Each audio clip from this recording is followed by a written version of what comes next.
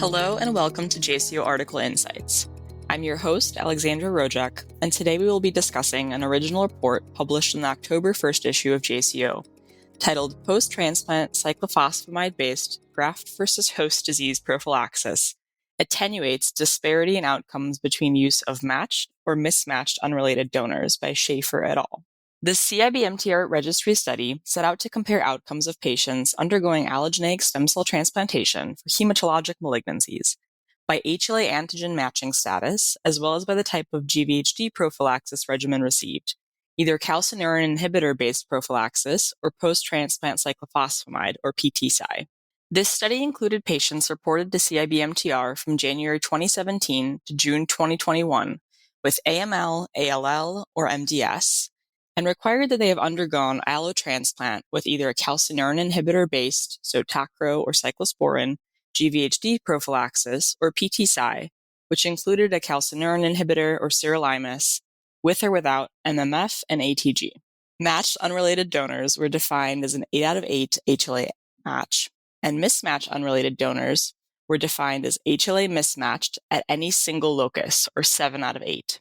The primary objective of the study aimed to compare overall survival, or OS, and GVHD and relapse-free survival, GRFS, within and between matched unrelated donors versus mismatched unrelated donors, separated by calcineurin inhibitor versus PTCy-based GVHD prophylaxis. GRFS was defined as survival without grade 3 to 4 acute GVHD, moderate to severe chronic GVHD requiring systemic therapy or relapse. 10,025 patients were included from 153 centers, with a median follow-up of over 36 months. Mismatched unrelated donor recipients were made up of 22% minority ancestry patients as compared to just 8% of patients receiving a matched unrelated donor allotransplant, showing an enrichment for patients of minority ancestry in the mismatched unrelated donor group. Just under 10% of patients were of minority ancestry in the study overall, reflective of challenges in transplant care for these patients, which may include inferior access to care, fewer available and suitably matched donors, among other factors.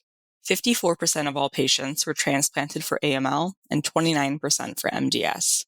45% of patients received myeloablative conditioning, 25% received regimens containing ATG, and 23% overall received PTCy with either a calcineurin inhibitor or sirolimus, as well as MMF. Among patients receiving PTCy, the authors did not find differences in overall survival by degree of HLA matching, whereas among patients receiving calcineurin inhibitor-based prophylaxis, there remained survival differences by HLA matching status. When comparing matched unrelated donor calcineurin inhibitor patients with PTCy matched unrelated donor patients, the PTCy arm had better OS, and the mismatched unrelated donor group who received PTCy had similar OS as well. For GRFS, matched unrelated donor and mismatched unrelated donor PTCy patients had no difference in GRFS, similar to the trend the authors see with overall survival, but these patients also had better GRFS than matched unrelated donor patients receiving calcineurin inhibitor-based prophylaxis. Within each prophylaxis arm, there was no difference in GRFS by HLA matching status.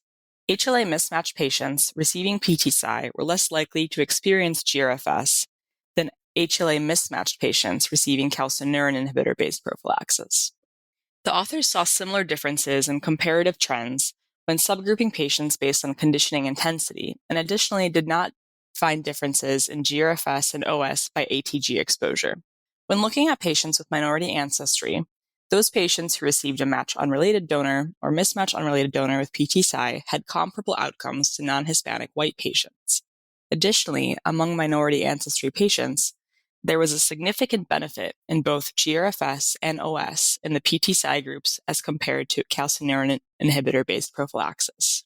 When examining other specific toxicities included in the composite GRFS endpoint, such as GVHD rates, among PTCy patients, the authors note that patients receiving a matched unrelated donor had similar rates of grade 3 to 4 acute GVHD, but lower rates of moderate to severe chronic GVHD requiring systemic therapy. There appears to be signal that among PTCy patients, HLA matching reduced rates of moderate to severe chronic GVHD compared to mismatched unrelated donor patients receiving PTCy. These same trends also held when the authors looked at non-relapse mortality, with no significant differences within the PTCy groups by HLA matching status, but reduced non-relapse mortality compared to both calcineurin inhibitor-based groups.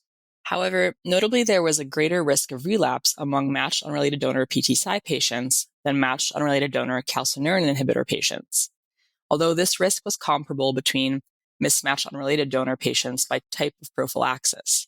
The authors note that this has also been observed in other retrospective cohorts and may be confounded by differences in conditioning intensity between these cohorts of matched unrelated donor patients, affecting the risk of relapse. Finally, the authors also evaluate whether expansion of donor search criteria to mismatched donors from full HLA matching would increase availability of young donors from minority ancestry patients, and the study noted striking increases for all subgroups examined. This study fits nicely with the BMT-CTN 1703 trial, published in the recent past, which has showed the superiority of PTCy with a calcineurin inhibitor and MMF when compared with conventional calcineurin inhibitor-based immune prophylaxis for reduced intensity, matched related donor, and matched unrelated donor allotransplant. Of note, very few patients with one HLA antigen mismatch were enrolled on that study. However, others have shown the feasibility of PTCy in the mismatched unrelated donor setting, which has led to its adoption in practice. Although less than a quarter of patients included in this current study received PTCy overall, the findings clearly are aligned with the BMT-CTN 1703 study, which is likely to change clinical practice in the longer term in this field. As the accompanying editorial in JCO, written by Dr. Chakravarti, nicely lays out, the differences between this study and the EBMT registry study, also published in this issue of JCO, are subtle but worthy of note. While both studies showed that mismatched unrelated donor patients had worse OS and GRFS than those receiving matched unrelated donor transplants, and that among matched unrelated donor patients, the addition of PTCy improved GRFS and OS, there is discordance between the studies whether the addition of PTCy abrogates the effect of HLA mismatching on GRFS and OS. As this editorial points out, there are strikingly different rates of T-cell depletion with ATG between the US and Europe, which may account for differences in comparator arms that lead to this discordance. There are several very exciting clinical trials ongoing that will aim to answer some of these outstanding questions regarding comparisons of PTCy and T-cell depletion, which the field eagerly looks forward to reviewing. In summary, this registry study of patients receiving allotransplant with matched unrelated donor or mismatched unrelated donor and calcineurin inhibitor or PTCy-based GVHD prophylaxis most notably shows that for patients who may not have a matched unrelated donor available, the addition of PTCy to a mismatched unrelated donor allotransplant allows for improved outcomes after transplant in toxicities and survival. This is most significant for patients of minority ancestries who usually have fewer matched unrelated donors available in registry searches. Improving the transplant options available to these groups of patients is of critical importance in improving equitable access to care for all of our patients. And this study, although retrospective in nature, provides an important understanding of our progress to date and suggests directions for future investigation may indeed be very feasible to continue to close these gaps in care for patients in need of an allotransplant for hematologic malignancies. This is Alexandra Rojek. Thank you for listening to JCO Article Insights. Don't forget to give us a rating or review, and be sure to subscribe so you never miss an episode. You can find all ASCO shows at asco.org/podcasts. The purpose of this podcast is to educate and to inform. This is not a substitute for professional medical care and is not intended for use in the diagnosis or treatment of individual conditions. Guests on this podcast express their own opinions, experience, and conclusions. Guest statements on the podcast do not express the opinions of ASCO. The mention of any product, service, organization, activity, or therapy should not be construed as an ASCO endorsement.